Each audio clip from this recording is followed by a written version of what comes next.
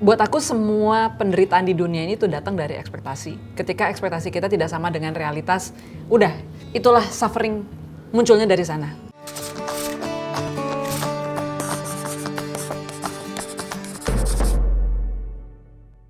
Hai Curious People, Maudia Indah here. Selamat datang lagi di Buka Kartu. Dan kali ini kita akan membuka kartu Mbak Dewi Lestari. Hai Mbak. Hai. So happy to have you here. I'm very happy to be here. So happy. Kita udah kenal lumayan lama ya Mbak? Ya, dari kamu umur 17 ya? Atau 16? Waktu itu Awal you were ketemu ridiculously young. 16. Oh my god. Tapi kayak di akhir syuting, pokoknya waktu filmnya keluar tuh aku 17 tahun. Tapi mungkin awal ketemu, aku muda banget ya dulu ya? Asli. Have I changed? Cetakan adonan dasar Maudinya sih masih sama menurut aku. Dan kamu tuh memang kayaknya ya tipe old soul yang memang dari 16 tuh nggak berasa kayak ngobrol sama anak umur 16 gitu. Dari dulu udah kayak tuin Udah gitu begitu, ya? Tapi sekarang aku semakin senang apalagi dengan kehidupan barumu dengan Jessie. I think it brings the best out of you gitu. I think so too. I feel much lighter with him. Yes. Dan aku Iya. paling suka dari kamu. Kamu selalu mempertahankan kualitasmu yang lay back, tidak try to be anybody else but you gitu. Thank you Mbak. Aku tuh sama Mbak Dewi dulu sampai sekarang sih sebenarnya. Selalu kan aku bilang kayak, aduh aku ngefans banget karena Mbak Dewi is everything I think a storyteller should be. Kayak Mbak Dewi tuh nulis lagu dan lagu-lagunya juga bukan cuman lyrically powerful tapi benar-benar resonate gitu sampai semua orang suka ngedengerinnya. Penulis buku juga dan aku kan aspirasinya storyteller ya Mbak. Iya Jadi, benar. so inspiring. Mbak aku mau cerita dikit ya soal game ini ya. Oke. Jadi si Buka Kartu ini kita akan tuker-tukeran, ambil kartu dan saling bertanya. Oke. Temanya kali ini, questionsnya itu around mindfulness. I just think that itu mungkin juga salah satu hal yang paling aku tertarik dengan Mbak Dewi. Oke. Karena it's something that you practice a lot or you've learned to practice. True. And I want to learn more. Oke. And we'll go from there. Oke. Mari. Aku duluan ya. Boleh. Oke. Mbak, apa kegiatan favorit untuk stress release? Ini ini ya, biasa banget kegiatannya. Apa tuh Mbak? Mandi. Mandi. Ya, bagiku mandi itu seperti membuka halaman baru. Jadi ketika aku capek, ketika aku selesai nulis sepanjang hari, otak panas dan sebagainya, aku mandi. Dan best ideas itu muncul ketika lagi mandi. Itu kegiatan favoritku kayaknya dari seluruh kegiatan di dunia ini, selain tidur ya, adalah mandi. Oke, aku pengen ngupas mandinya karena elemen apa nih? Apakah air mengalirnya? Apakah the fact that nggak ada distractions kita present pada saat kita mandi? Kamu lebih yang ke situ. sudah menyebut dua hal yang paling penting tadi. Pertama adalah aliran air, ya. Aliran air, aku selalu merasa bahwa ide itu adalah sesuatu yang flowing, sesuatu yang bergerak terus gitu. Sehingga dia akan selalu membutuhkan pergerakan dan supaya kita in tune sama dia, kita harus bergerak. Jadi itu sedikit kontradiktif dengan kegiatan menulis yang mana kita harus duduk diam berjam-jam gitu ya. Nah, bagi aku salah satu kegiatan untuk menyeimbangkan itu adalah dengan bergerak, mau itu olahraga, aktivitas yang pokoknya ada geraknya gitu. Mandi adalah salah satunya. Kedua, memang air itu kan sangat dekat dengan manusia ya gitu. Mungkin lebih ideal berenang. Cuma ya kalau kamu di sini bisa nih ya udah panas gitu kan kepala pluk nyemplung gitu loh.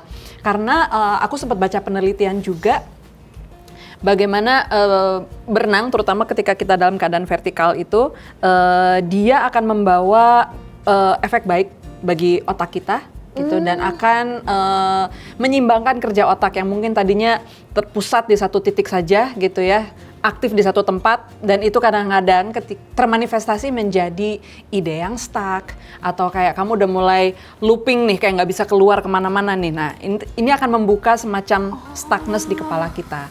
Nah versi kecilnya adalah dengan mandi gitu. Jadi bagiku mandi itu memang bukan sekadar bersih-bersih, tapi itu juga adalah salah satu terapi. Shower atau bath? Kalau aku karena di rumah adanya shower ya shower gitu. Tapi basically same principle gitu. Kita berdekatan dengan air, kedua ada aliran gitu ya. Ya kalau bathtub ya mungkin kita cuma diam aja sih. Tapi kita tetap berdekatan dengan air dan itu tadi tidak ada distraksi. Karena kan kalau mandi susah ya sambil lihat HP. Iya. Gitu kan. Itu satu aktivitas yang jarang sekali kita bisa multitasking gitu. Jadi kita memang harus mandi aja gitu. Dan disitulah kesempatan kita melamun, kita membayangkan ini itu. Pokoknya aku sering sekali ideku yang stuck, begitu mandi kebuka gitu. Oh my God, aku tuh agak-agak tergerak juga dengar ini karena dulu tuh aku suka banget mandi lama. Dan itu tuh menjadi my own space. Iya. Dimana aku bisa ngobrol sama diri sendiri, bisa kayak bengong-bengong gitu kan. Dan itu bagian indah dari mandi. Cuman nowadays, aku baru sadar aja kapan ya terakhir aku tuh mandi bener-bener yang letting myself be gitu. Sekarang tuh cuman jadi a way of yaudah in and out gitu. 5 menit. Jadi kalau Mbak Dewi mandi tuh lama dong? Aku nggak berlebihan juga, nggak sampai 1 jam di kamar mandi, enggak gitu. Tapi kayaknya karena itu sudah menjadi my self awareness bahwa ketika aku mandi, aku lagi memberikan halaman baru pada diriku sendiri gitu. Jadi walaupun cuma 10 atau 15 menit, mentality waktu masuk ke kamar mandi itu agak berbeda gitu loh. Ketimbang ada hanya intentionnya. Betul. Ketimbang hanya ini satu aktivitas wajib aja dalam satu hari gitu. See, from the first question udah ada sinar inspirasi. Oke. Yang kedua nih aku ya, berarti Iya. aku nanya sama Maudi ya. Oke. When do you feel most alive or most like yourself? Mungkin ada, kalau buat aku ada 2 momen. Yang pertama adalah pada saat aku sendiri. Dan di ruang dan space yang terasa aman gitu. Karena mungkin aku introvert, jadi the way I recharge tuh bener-bener dalam kesendirian gitu sih Mbak. Gitu. Entah itu lagi nulis, entah itu nggak apa-apa di depan laptop, tapi lagi flow, lagi nyaman, lagi baca buku. I feel most myself, most recharged in those settings. Terus yang kedua, ini aneh tapi terakhir-terakhir ini aku kalau lagi capek, aku tuh larinya tuh pengen sama suami aku terus sih. Karena he gives me, I don't know. Jadi sekarang I feel it's like a mini bubble where I can purely be myself and let go and be really light gitu. Ternyata rumah tuh mungkin bisa ada di orang juga ternyata ya Mbak. Oh sangat. Berarti kamu dalam satu hari akan selalu meluangkan punya blok waktu untuk kesendirian ini? Iya. Oke. Enggak juga sih. Maksudnya kadang-kadang itu aspirasional. Oh aspirasinya begitu. Kenyataannya nggak dapet. Dan kalau misalnya berhari-hari udah nggak dapet, biasanya disitulah aku burnout gitu. Kayak berarti ini udah lama nggak sendiri. Atau udah lama nggak bener-bener quality time sama orang yang aku sayangin, biasanya terasa gitu. Mbak Dewi kayak gimana? Kalau what makes you feel most you? Sejujurnya juga ketika aku melakukan pekerjaan yang sangat aku suka sih gitu. Terutama ketika menulis ya. Itu kalau nulis gak tahu ya, aku membayangkan kalau ada kamera menangkap aku nulis gitu. Itu tuh yang bisa sampai kalau lagi ikut termehek-mehek gitu ya dengan aliran cerita gitu, aku bisa teriak-teriak sendiri yang wah ya ampun kok gini sih mereka hahaha gitu loh, menertawakan sama karakter sendiri padahal kan gue yang nyuruh ya mereka ngapa-ngapain gitu kan, terus aku yang gitu sendiri. Tapi aku juga merasakan kebebasan itu ya ketika intinya melakukan satu pekerjaan yang sangat aku suka. Mbak, aku kemarin baca buku yang Ikigai itu, and the author tuh bilang bahwa salah satu cara supaya bahagia menurut nulisnya adalah kalau kita hidup dan memiliki semakin banyak moments of flow. Would you say pada saat Mbak Dewi menulis, itu tuh lagi di state of flow It itu? is. Pokoknya, kalau kan banyak ya sekarang orang-orang, apalagi anak-anak muda tuh kan mencari passion ya. Iya. Dan passion saya tuh apa sih gitu. Bagi aku salah satu indikator yang paling terasa, yang paling signifikan adalah ketika kamu merasa waktu melebar. Tiba-tiba terasa dimensi waktu itu tidak lagi detik ke detik, menit ke menit sebagaimana jam berjalan, tapi suddenly you lost the time, you lost the sensation of being terperangkap dalam satu waktu gitu. Kayak tiba-tiba, hah, udah jam segini gitu, atau yang, hah, kok gue kayaknya nulis baru sejam yang lalu, kok ternyata udah 3 jam, kayak gitu loh. Sama kayak kita sedang bersama orang yang kita cintai gitu, misalnya gitu ya, atau lagi when you were so in love, kok udah jam segini lagi sih gitu loh, padahal kayaknya barusan aja. Pokoknya bagiku ketika kita tersesat di dalam dimensi waktu, itu biasanya indikasi bahwa disitulah passion kita berada gitu loh. Karena kita tidak lagi merasa bahwa kita didikte oleh waktu, kita dikejar-kejar oleh waktu, tapi kita kayak benar-benar tenggelam dan hanyut dalam waktu. Wow. Aku jadi mikir, when do I usually feel that way? Nah, Wow. kayak anakku yang bungsu tuh dia kan sering nanya mah, dia kan banyak banget yang dia suka gitu ya. Apa sih Ma, apa sih gitu yang what is my passion? Terus aku bilang, kamu yang paling gak kerasa ngapain? Ngedit video. That could be your passion, aku bilang gitu. Mungkin videografi atau apa gitu. Tapi indikasinya salah satunya menurut aku itu sih gitu. Itu penting sih diangkat karena sekarang menurut aku ada kecenderungan anak-anak muda tuh dijejelin gitu ya dengan kata-kata find your passion, dan mungkin passion itu kecenderungannya di portray sebagai sesuatu yang justru instantly gratifying dan juga sesuatu yang wah pokoknya harus passionate banget gitu, tapi juga ambigu gitu, and it's really hard to find tanpa indikator kayak seperti itu sih. Iya. Bagiku ketika waktu tidak lagi terasa, that could be it, gitu. Dan coba ya, barangkali ada satu hal, ya kayak misalnya kalau jatuh cinta, ya abis itu biasa-biasa aja. Kan berarti memang ada fase-fase gitu ya. Tapi menurut aku dalam passion juga sama. Kita tidak harus selalu on fire every time. Right, gitu kan. iya, benar, tapi mana yang kekerapannya paling sering membuat kamu merasa hanyut dalam waktu, ya barangkali itu jawabannya gitu. Any kind of activity. I love it. I love it. Okay, my turn. Mbak Dewi, what does mindfulness mean to you? Mindfulness, simply put, adalah being present in what we do. Dan sejujurnya itu jauh lebih mudah disampaikan ketimbang dilakukan.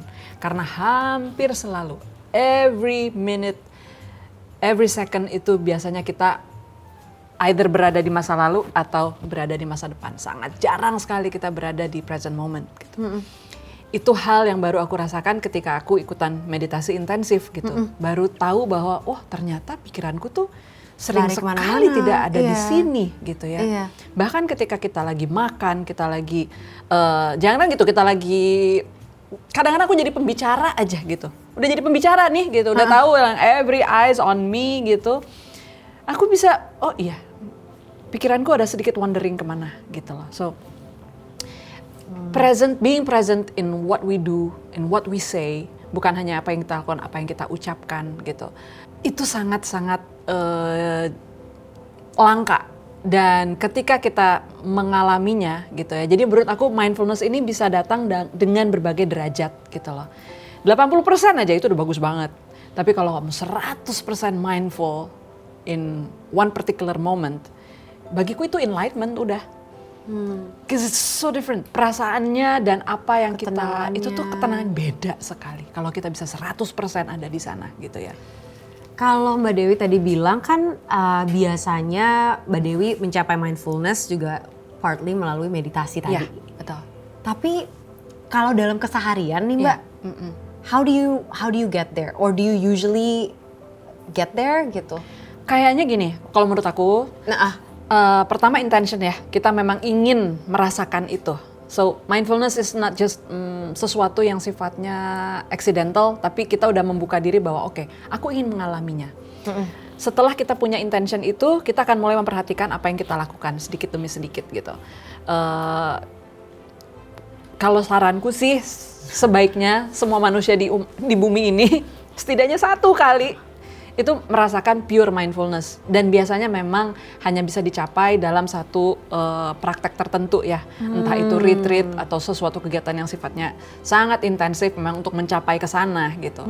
Tapi begitu kamu merasakan, oh ini rasanya, itu akan jauh lebih mudah untuk mengidentifikasinya. Kita akses lagi betul di di dalam kehidupan sehari-hari. Dan jangan juga kecil hati bahwa oh aku nggak bisa berada di situ terus-terusan. Memang nggak bisa dan susah sekali. Itu menurut aku ekspektasi yang juga tidak realistis. Tapi andaikan kita dalam 1 hari aja, oke, saya lagi ngobrol, kadang-kadang kita makan nih, pergi makan gitu. Salah satu kegiatan yang praktek yang dulu aku lakukan sama Reza, ketika kita misalnya hendak mengecek pesan, kadang-kadang kan kita nggak mindful ya sama lawan bicara kita, langsung ambil aja, langsung buka gitu. But if you're mindful, kita bisa bilang, aku boleh cek dulu pesanku sebentar. Ini dalam keseharian ya, penerapan seharian. Aku pesan cek pesanku dulu sebentar. Kita cek, abis itu udah kita letakkan, kita taruh lagi perhatian sepenuhnya pada lawan bicara kita. Bagiku mindfulness itu adalah tahu kapan kita mau meletakkan perhatian kita di mana gitu loh. Dan kalau kita sedang bersama orang lain, ya etikanya saya letakkan perhatian saya di mana, pamitan dulu ya gitu, izin dulu, abis itu saya balik lagi. Dan sehari-hari juga begitu, sama aku lagi nulis, aku menyadari oh ini aku lagi ngelamun nih, oke, I try to get it back gitu. Jadi memberikan diri kita juga semacam permission untuk wandering, tapi ingat bahwa oke, akan balik lagi gitu. Jadi jangan terlalu hard on yourself about not being mindful all the time, karena itu susah dicapai. So the key is kind of like there's intention in what you do. Itu salah satu cara untuk lebih mindful on the day to day.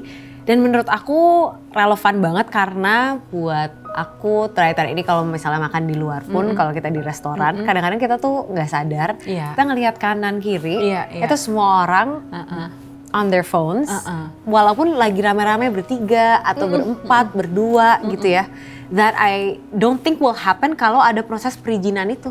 Kan nggak mungkin perizinan, tapi terus habis itu basically the entire meal kita pegang HP gitu. Jadi that's really good. Aku aja ngerasa I'm still guilty of that juga sih Mbak. Jadinya tuh aku ngerasa aku tetap pengen dengerin orang itu ngomong, tapi aku juga sambil, tapi malah terpecah, malah nggak maksimal dua-duanya.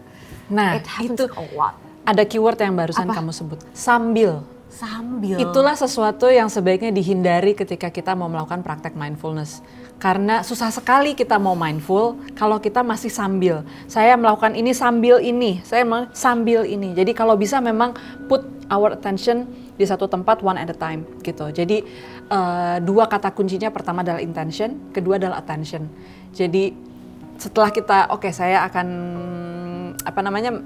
intention saya adalah mempraktekkan mindfulness, and then be mindful with our attention gitu. Bagiku itu satu hal yang memang that's what's it all about gitu. How do you deal with uncertainty or not knowing? Aku dulu sempat struggle banget sama konsep not knowing, especially waktu awal lulus S1 gitu ya. Karena menurut aku selama kita tumbuh dari muda, SD, SMP, SMA, we always feel like we know what to do karena ada strukturnya, ada petanya gitu. Oke, SD 6 tahun, SMP 3 tahun, abis itu nextnya SMA. Terus mungkin ada orang tua juga yang membantu menggambar peta tersebut. So we're so comfortable in knowing. And kalaupun nggak knowing, somebody else knows.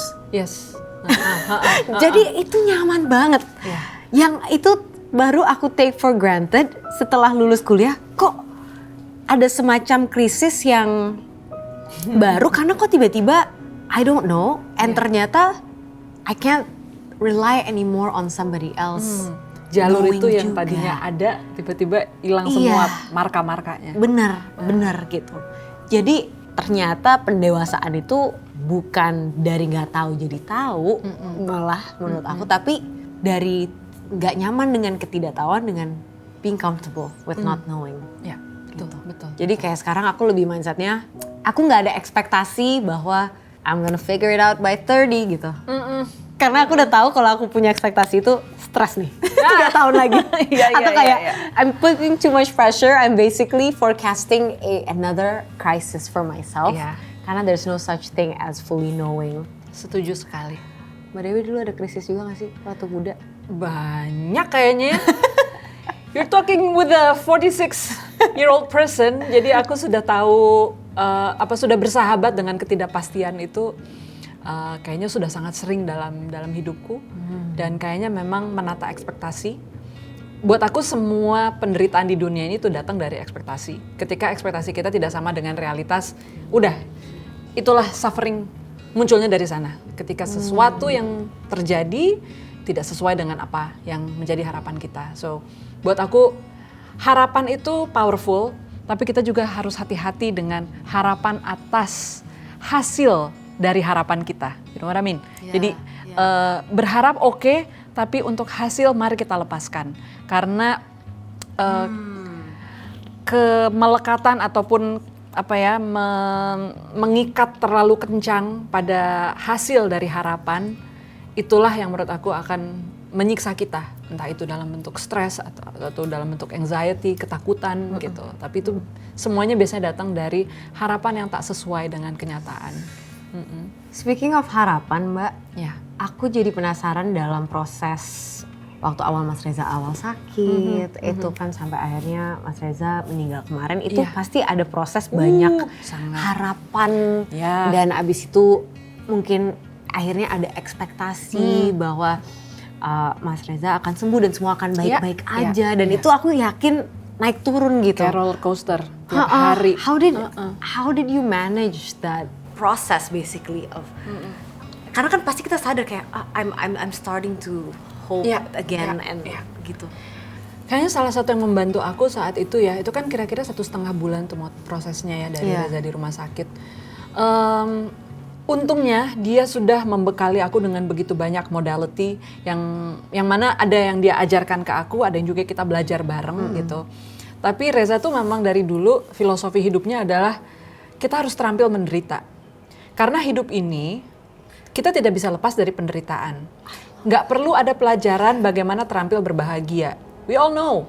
Ya udah kalau berbahagia tinggal nikmatin aja ya kan. Tapi bagaimana kalau penderitaan datang? Karena hidup ini ya pasti akan bergantian nih kebahagiaan penderitaan. Nah, skill-skill yang selama ini dia pelajari dan dia ajarkan adalah bagaimana kita menangani penderitaan. Nah, kemarin itu waktu selama 1,5 bulan aku journaling, itu sangat membantu. Semua yang menjadi kegelisahanku aku coba ya komunikasikan pada diriku sendiri gitu. Tapi kan dari situ ada proses dialog sebetulnya gitu ya. Ada proses penjernihan. Apa sih sebenarnya aku pikirin gitu. Ketimbang membuat dia menjadi kayak cuma noise di dalam kepalaku aja. Jadi aku journaling. Yang kedua aku melakukan TAT. TAT ini juga teknik yang diajarkan Reza ke banyak orang.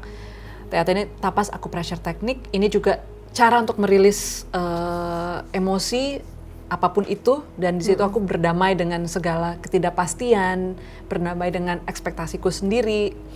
Terus banyaklah beberapa modality lain gitu. Cuma kayaknya inti dari itu semua adalah untung aku pernah belajar skill untuk menderita. Iya, karena ketidakpastian itu menyiksa, dan kayaknya semua manusia itu kita berusaha menghindari ketidakpastian. Ketidakpastian itu adalah sumber dari ketidaknyamanan, sumber dari ketakutan gitu. Sehingga gimana caranya kita seminim mungkin mengendalikan hidup kita kan. Tapi pada kenyataannya kan tidak bisa demikian. So itu yang kemudian sangat-sangat menolong gitu. The art of dealing with suffering. Yes. Mungkin kalau aku tuh biasa orang tuh ngomong soal how to prevent suffering gitu sih sebenarnya. Bagaimana caranya, dan mungkin akhirnya pada saat itu terjadi pada saat ada kekecewaan atau suffering itu tadi, it hurts all the more deeply, right? Karena it's like, I've done all I can. Iya, kok begini jadinya? Iya. Gitu.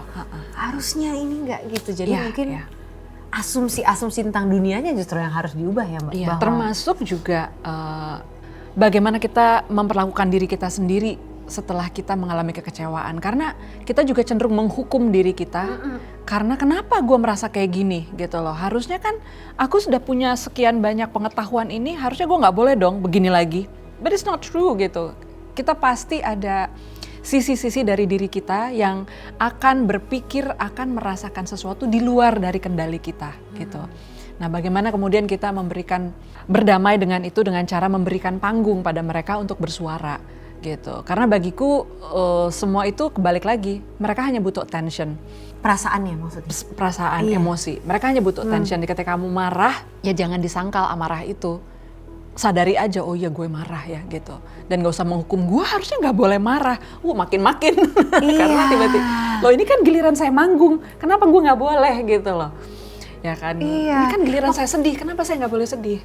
Makanya di lagunya Mbak Dewi yang terbaru, yang Berduka, itu kan lirik di refnya itu izinkan aku untuk merasakan aku, biarkan aku sedih dan dan kehilangan gitu. Karena memang itu adalah fase yang nggak mungkin kita bisa skip gitu ya.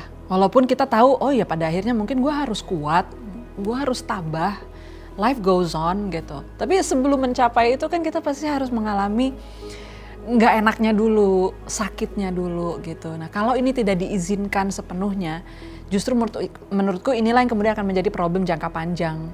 Karena ada penyangkalan, ada rasa-rasa yang kemudian dipendam. Dia dia akan menagih panggungnya itu sih gitu. Jadi dia akan menagih jatahnya untuk tampil. Untuk keluar. Keluar.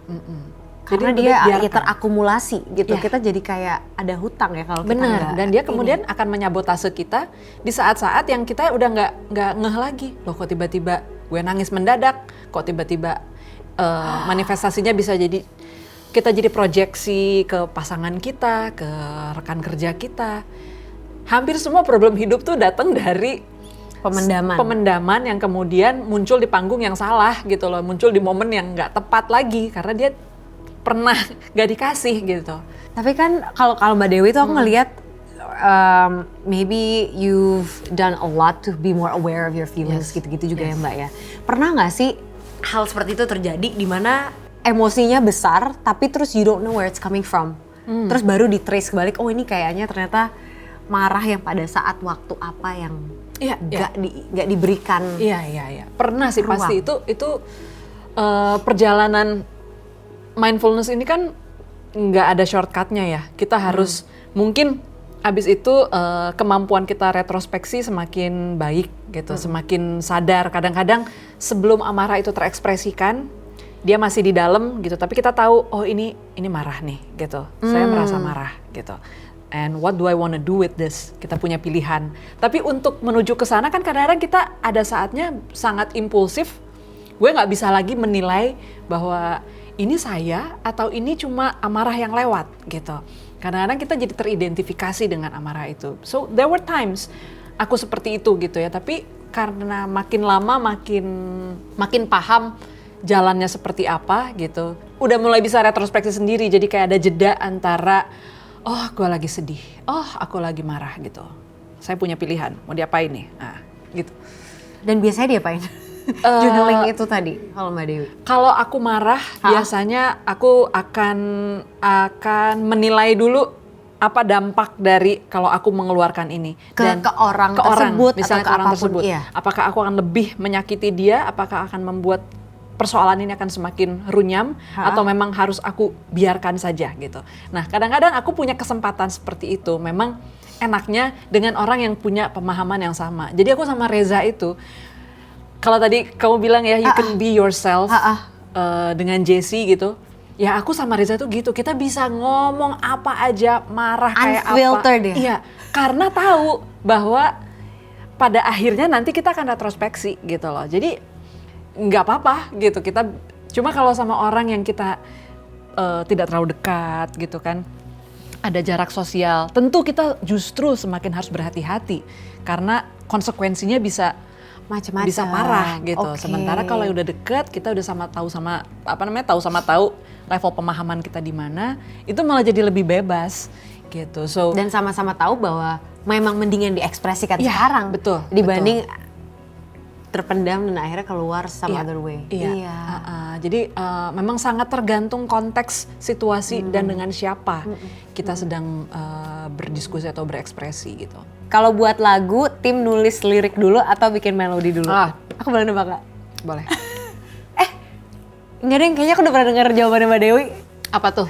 Aku tes. Seinget aku, Mbak Dewi pernah bilang menulis lagu itu bukan kayak creating something new, tapi kayak menemukan sebuah lagu Ya, yang sudah ada. itu sudah ada.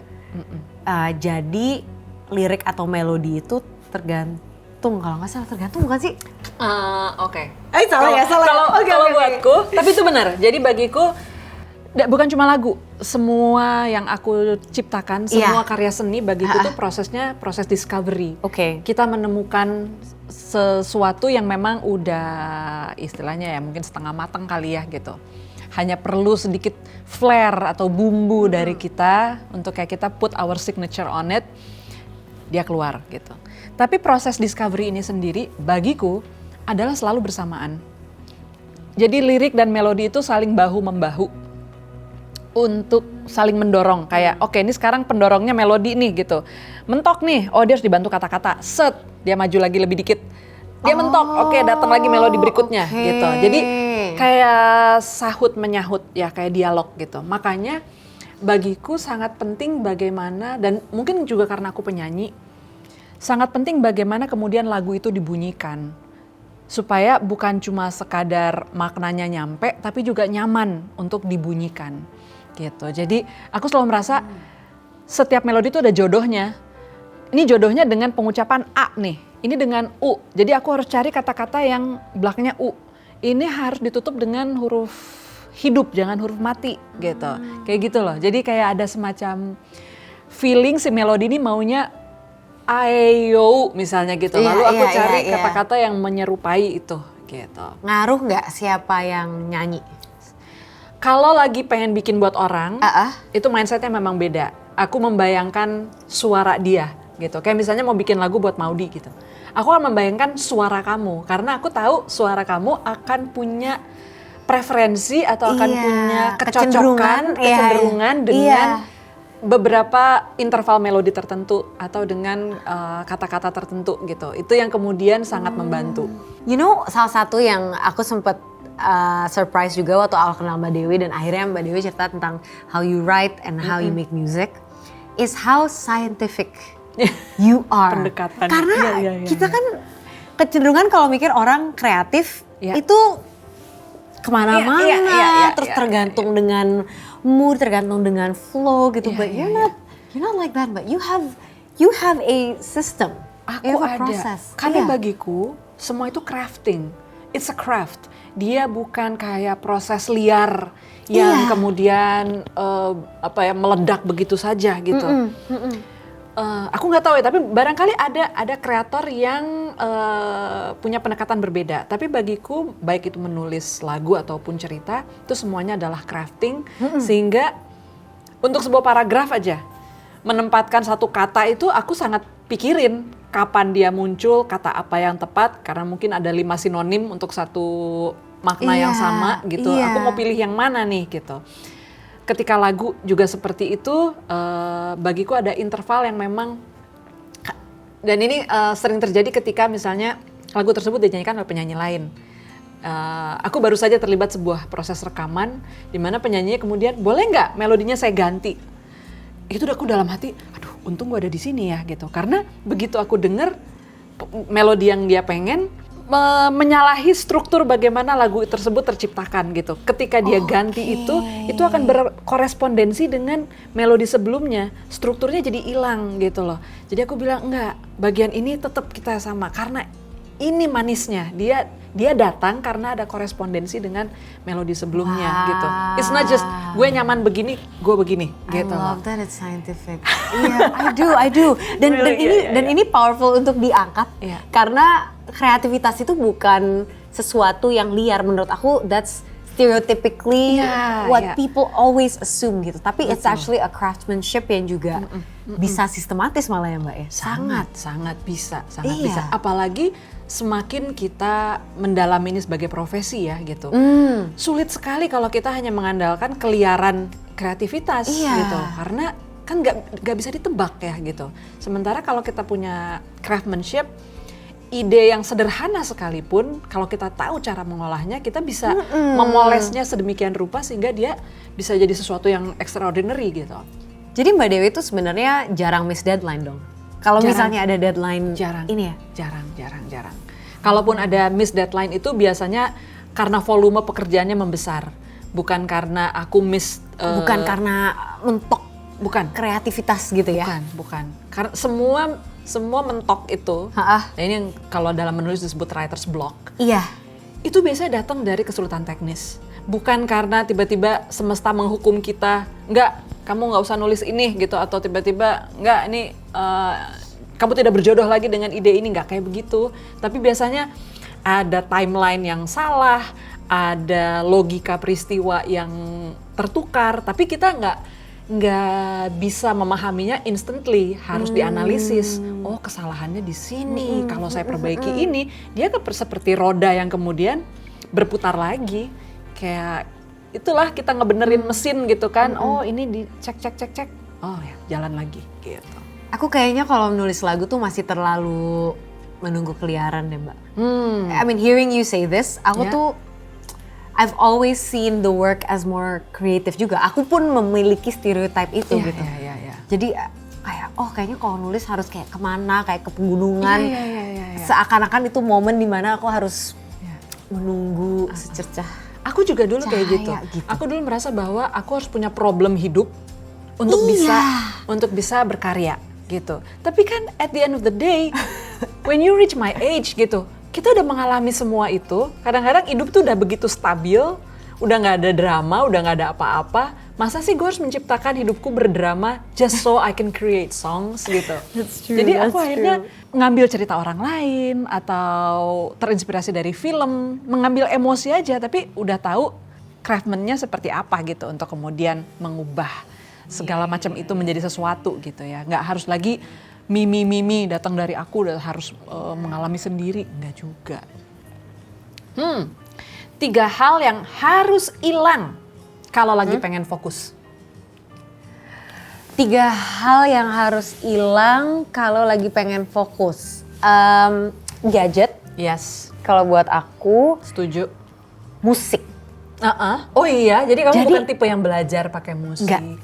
Enggak, karena musik bikin otak aku itu terlalu sensitif Sama melodi. terhadap melodi. Jadi pengen nyanyi, pengen ngedengerin, nggak bisa gitu. Kalau misalnya, apalagi aku kalau mau baca sama musik, aduh, itu perang, itu Iya. otak aku langsung perang. Iya. Terus yang terakhir suamiku nggak boleh ada juga. That's good. That's Iya, very itu good juga nggak answer. boleh Jadi, ada. Suami, gadget, sama mereka mengalihkan dunia kita ya. Iya. Sama musik. Mbak Dewi apa Mbak Dewi? I actually don't know. Gadget sih yang paling Gadget paling utama. Musik tergantung. Ada saatnya emang aku nggak bisa tuh dengerin. Apalagi kalau ada kata-kata. Oh my god. Oh my god. I Aku become so classical. analytical. Kalau mau, iya. Benar. Karena aku jadi dengerin ceritanya ini apa sih? Iya. Gitu. Kalau classical music mungkin Iya, jazz apa iya, yang nggak ada instrumental, iya. betul. Baik kalau lagi nulis berantem kan kata-kata kita sama kata-kata dia. Kecuali lagu-lagu yang memang buat aku buat nambah ambience itu kayaknya bisa karena lama-lama mereka kemudian mundur tuh jadi background. Kita tidak lagi fokus sama dia Iya, gitu. iya, But it iya, takes iya. time to do that. Ada nggak sih Mbak turning point di hidup Mbak Dewi yang membuat Mbak jadi lebih mindful? My meditation retreat sih pertama itu tahun berapa ya? 2006. 2006 kayaknya itu aku mengalami my first epiphany. Kalau dalam bahasa Jepangnya itu satori, itu kayak semacam momen tercerahkan yang sangat bisa jadi singkat, tapi perubahannya sangat signifikan gitu. Sejak itu persepsiku terhadap realitas, persepsiku terhadap spiritualitas tuh berubah total. Wow. Waktu aku retreat meditasi, that was the first time kayaknya yang aku benar-benar merasakan, oh mindfulness murni itu kayak begini ya gitu. Yang pikiranku berjalan secara sinkron dengan present time gitu. Nah, apa yang membuat Mbak Dewi merasa harus ke meditation retreat itu waktu itu? Kayaknya itu sedang dalam fase yang tidak mudah dalam hidupku, dan aku kemudian merasa kayak ada kebutuhan untuk mencari sebuah jawaban gitu. Tapi memang saat itu juga kehausanku terhadap spiritualitas itu lagi tinggi gitu.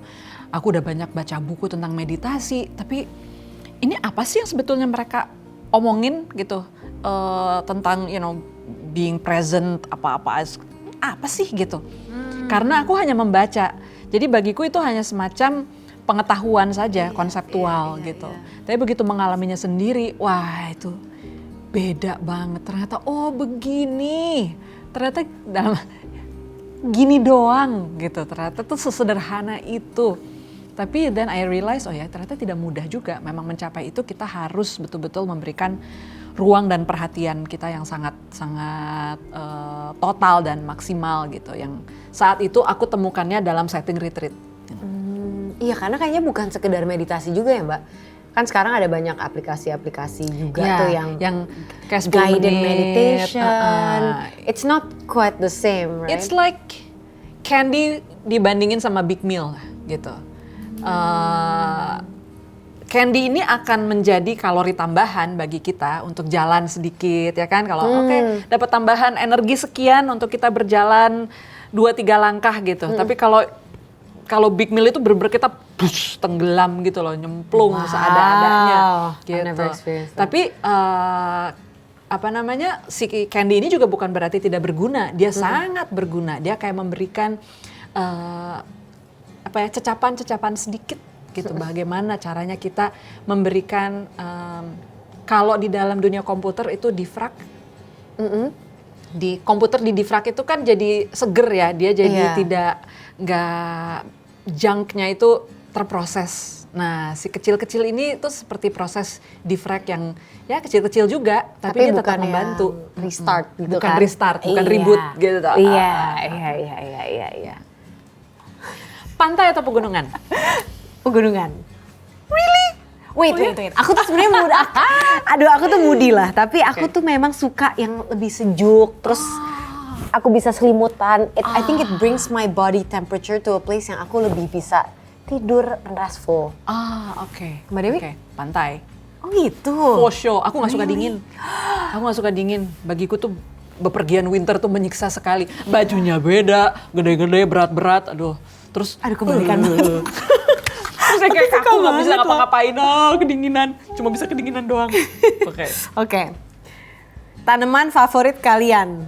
Ini pertanyaan terakhir. Astaga, nanya tanaman favorit tukang tanaman. Pusing dong Eike. Aduh sebentar. Oke. Kayaknya saat ini anthurium. Oke, aku nggak, itu yang mana ya? Tolong. Kenapa? Dia bandel, terus growth-nya lambat.